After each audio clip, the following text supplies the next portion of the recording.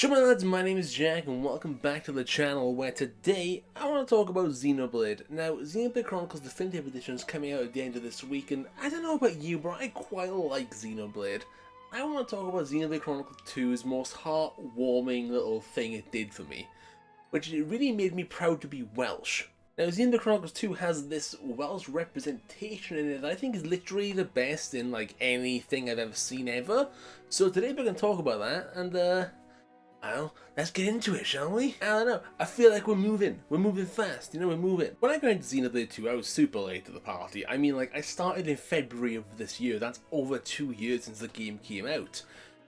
And why I got into it, you might ask? Well, I got into JRPGs last year with Persona and the whole thing, and then I start following people and I start seeing all this art of Mithra and Pyra and Nia and Morag, and I'm just like, wow, this game has a lot of waifus in it. I need to play it because I'm a degenerate weeb. I guess Shulk was in Smash too. I guess that might have been a thing. It was mostly the waifus. I mean, Pyra, Nia, Mithra, they're all so cute, and Nia, best girl.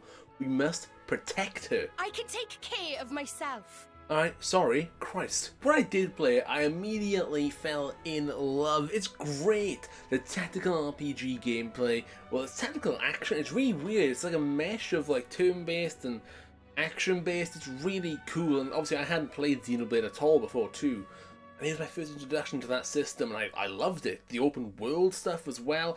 I didn't expect it to look this good on a bloody Nintendo Switch, for God's sake. Are you kidding me? But what really made me fall in love with the game was, surprisingly enough, the voice acting. Because when I played the game originally, people were talking about how it's a bad dub and the voice acting is bad and all this, but maybe it's the Brit in me, maybe it's the Welshman, but as soon as I heard Rex talk his first line, I kind of just fell in love. There's a bunch of different accents in the game, like Lincolnshire where Rex is, and Welsh with Nia, and Scottish with Morag, and Australian with Van Damme, and it's just very cool to see these different accents really brought into the game, and this world that you never really see, especially stuff like Welsh.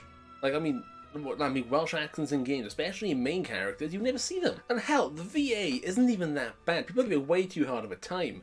I mean, okay, granted, take Rex into any action scene and, I don't know what happened to the direction, he's great everywhere else. I couldn't believe, like, the open world, right? And the first open world section we get into, after you go through the first hour or two of RPG bullshit, is Gormott. But we get to the main town of Gormott, which is Torrigoth. And Torrigoth is where we get our first look at the cultural love and care that Monolith Soft put into this game's world. When we get to Torrigoth, we get this lovely cutscene of people from Torrigoth just, they're having troubles, they're coming on hard times, and one of the family members needs to become maybe becomes a driver to, alleviate some of those issues. And it's really heartwarming, but I don't give a fuck because they're Welsh. How about you? What say you? Step forward, sir, with bold heart. No. Don't worry. Your big bro's gonna be a driver. And then we'll be set for life. But, like, on top of them just being Welsh, it's not just them that shows the character. It's like, the accents of the guards too show their character. And this might be stretching a bit, but they're obviously guards from Morardain, we find out. And Morardain accents aren't Gormotti accents, which means the Morardain accents are Scottish. And like with their also very impending armour and all this stuff, I feel like it's kind of a sign to show that, like, yeah, they're not from here. Like, they don't belong here. They're kind of like invading and taking over Gormott and kind of just putting an iron foot down. I think that's a really fucking cool way of showing that. Now you might be thinking, Jack, that's a stretch, and yeah, I get it, okay, I get it. That might be a bit of a stretch on the surface, but like, think about it for a second, right? Everyone we've seen so far from Gormott has a Welsh accent, from the main cast member Nia, all the way to this family of people in debt, to just be thrown this, like, completely separate Scottish accent, which sounds nothing like the Welsh accent, by the way, Americans. I swear to God, whenever anyone's Welsh in anything, I feel like people who just, usually Americans, because streamers and stuff, they always think it's Scottish or Irish, and I'm like, it's Welsh. We sound nothing alike. But yeah, so everyone we've seen from Gormott so far has this thick-ass Welsh accent, and they throw this more ordained Scottish thing there.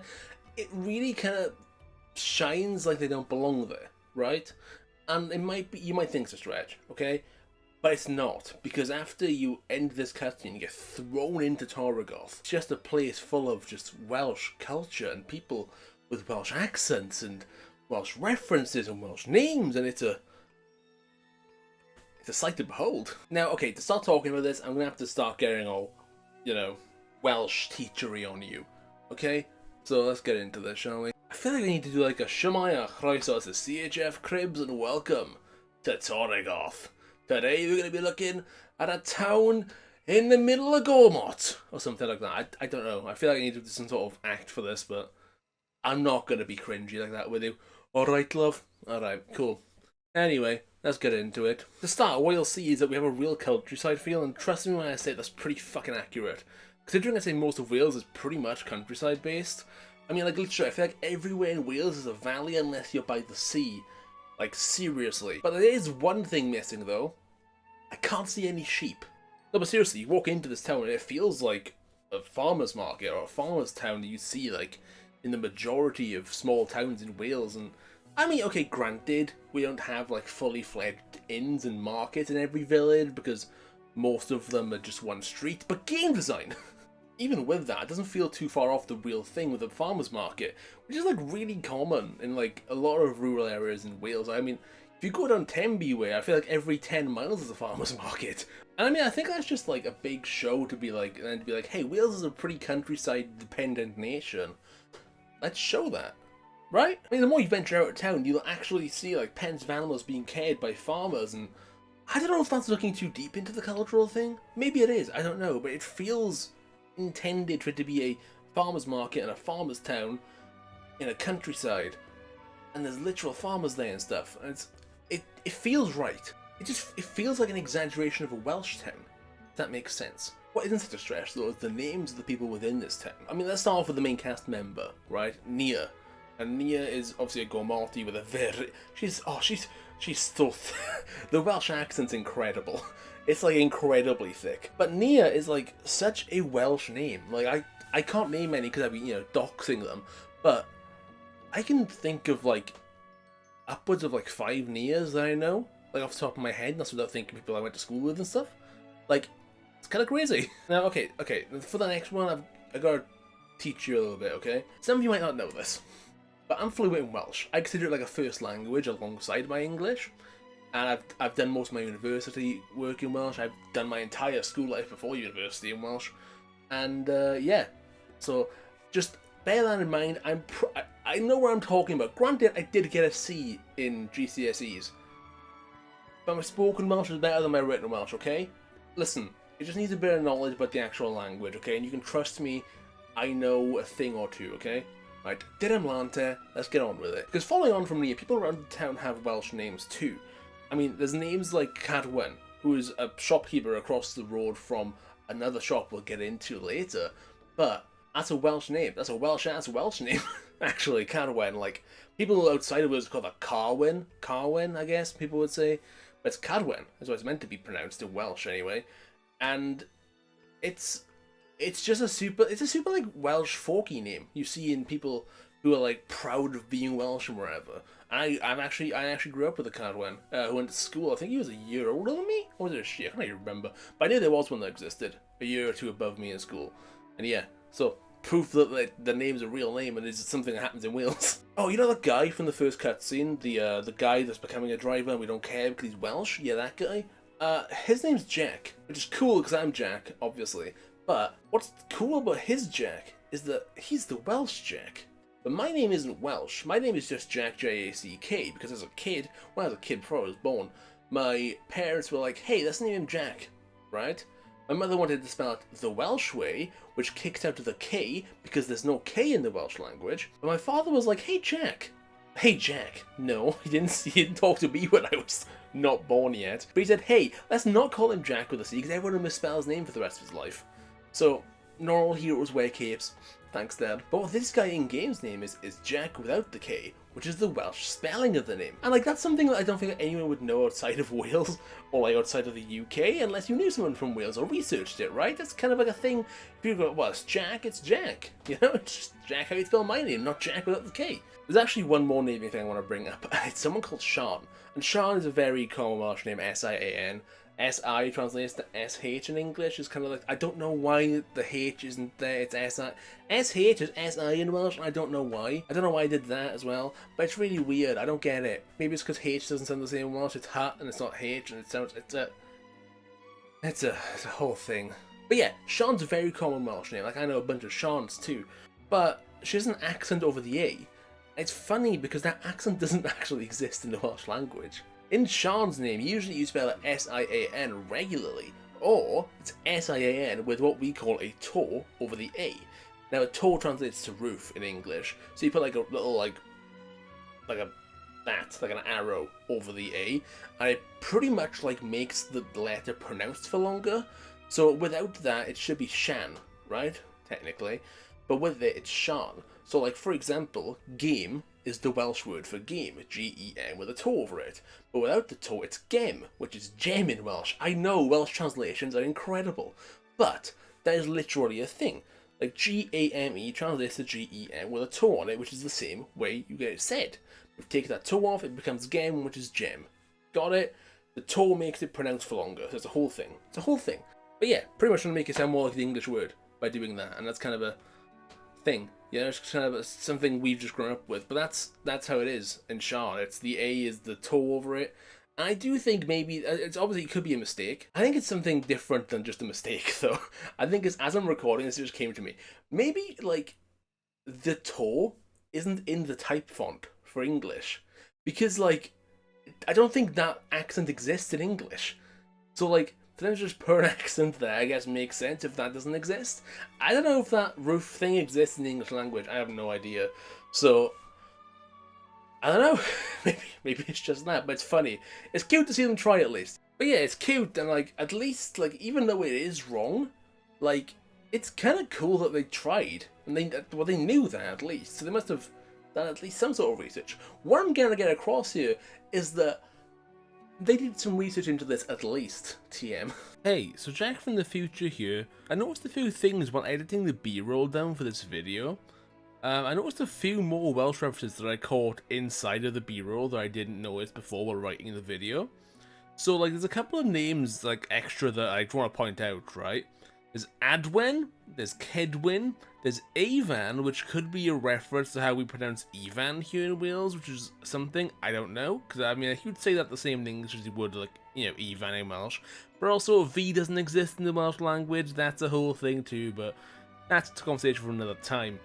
There's also Hyn here, again, I can't pronounce double L, we'll get into that in a bit, but Hyn is a very Welsh thing. Also, she's from a shop called Masnach Exchange, which is Masnach is Welsh for market. That's pretty cool.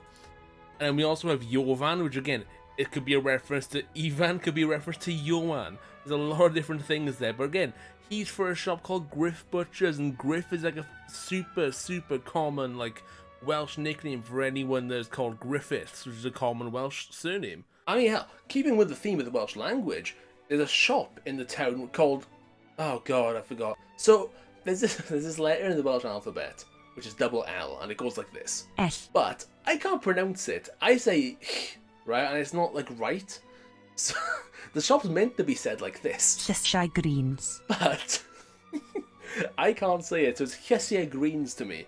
So there's that, I guess. But the shop is called that. I don't know why I can't pronounce it. Alright, but here we are. But Cheshire is Welsh for vegetables. So essentially it's vegetable greens, which is like greens is a slang word in English for, you know, your veg or whatever.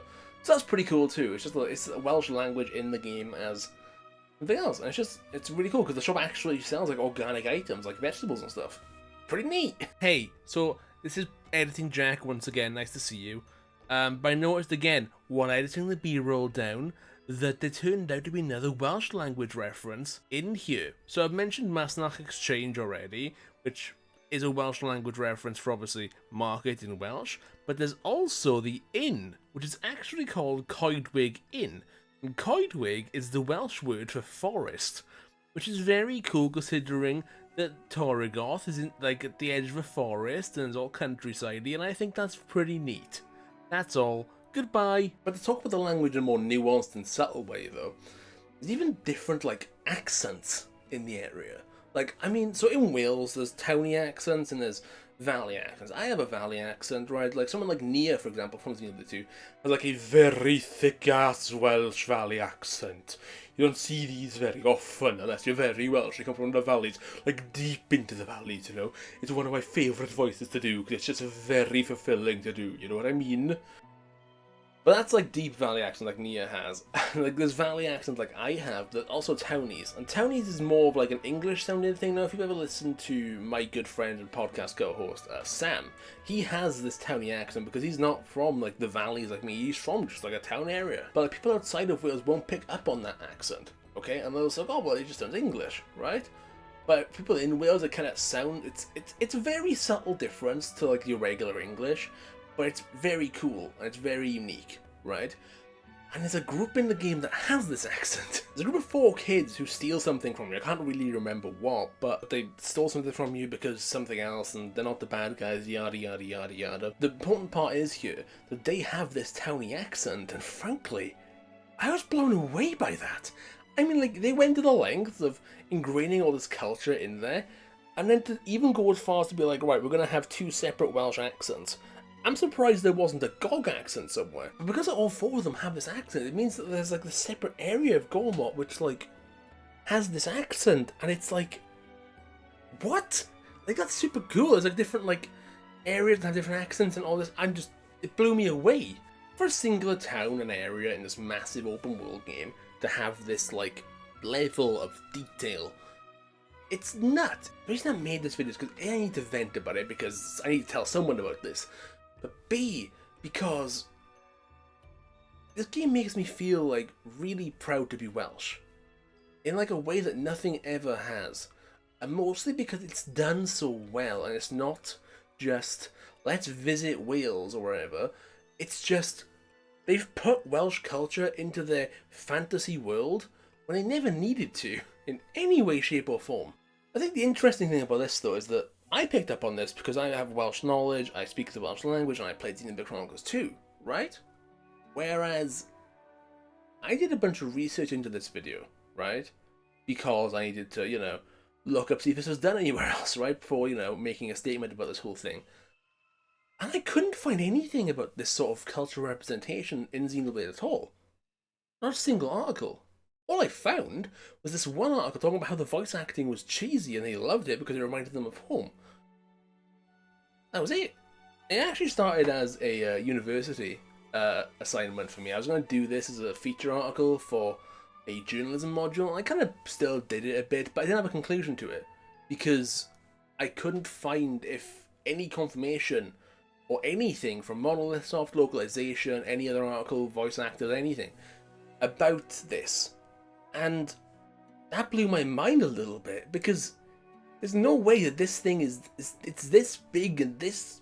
Like, I'm assuming that Gormott isn't the only place like this. Granted, I don't have a barometer for More Ardain, which feels like it's the same but for Scotland, or Uriah, which could be the Australian one, or the people involved with the Aegis, which is all American. I have no barometer for that at all. I don't understand, you know, Scottish stuff or Australian stuff or anything. I have no idea. I have no barometer to myself, and I don't know anyone who's played the game from those regions either. So, if you are, hey, hit me up. Comment down below. Tell me if it is the case. You know, I'd love to know. But I feel I just need to sort of get out of the hope. If this is intended, which it obviously is, at least for Gormott, it's like so deep and so ingrained, and it's just like no one would know unless they are like explicitly looking for it, or they just know because like it's part of them. And that just is a testament to how good Monolith Soft is at world building. The world kind of feels like it's built around the culture and not just slapped onto it. And that's kind of an issue I had with Pokemon in Gen 6 and 7, where we had Professor Sycamore just masking philosophical about something and then adding a French term at the end of it, or in Gen 7 how the region's literally called Alola because it sounds like Aloha, and hey, it's Hawaii, you know it's Hawaii, right? It's a shame I don't have any Scottish friends who played this game, because Mordain really feels like he was the same as Gormott, with names like Morag and Niall, and all have very thick Scottish accents, and how maybe the ones that don't have thick Scottish accents have, like, again, like, I don't know, towny Scottish accents, I don't know what you call it. But it kind of sucks I don't have anyone to know, because I really wish I did know. I'd love to talk to someone at Monolith Soft, or who's a part of the localization team, or hell, I mean, like, even the voice actors, like, I'd love to speak to Catherine Mike Hugh, who voiced Nia, because, like, I just want to know, is this scripted, or is it ad-lib? Because, like, the stuff she says is so just, like, Welsh manualized, and, like, it's perfect. Like, there's just some words that, like, Americans have different sort of connotations for, but, like, over here, that's what makes sense, you know? Like, stuff like, is everything okay, for example, right? She'll go, everyone alright? You alright? You okay? You alright? It's such a tiny detail that no one would notice. It still makes sense to everyone outside of Wales, but people in Wales know that that's a Welsh thing to do. And that's very cool. But yeah, Xenoblade Chronicles 2 is a great example of a lot of things that right in a JRPG. Great music, great story, great action, great characters, great a lot of things. But the reason I hold it in such high regard is because it made me feel a certain goddamn way about feeling Welsh that nothing else has ever done for me. And really, I thank you for that. So yeah, go play Xenoblade Chronicles 2 or Xenoblade Chronicles Definitive Edition at the end of this week and really enjoy and take it in. Hell, even do that 2-for-1 thing Nintendo do and get both of them at once, why not?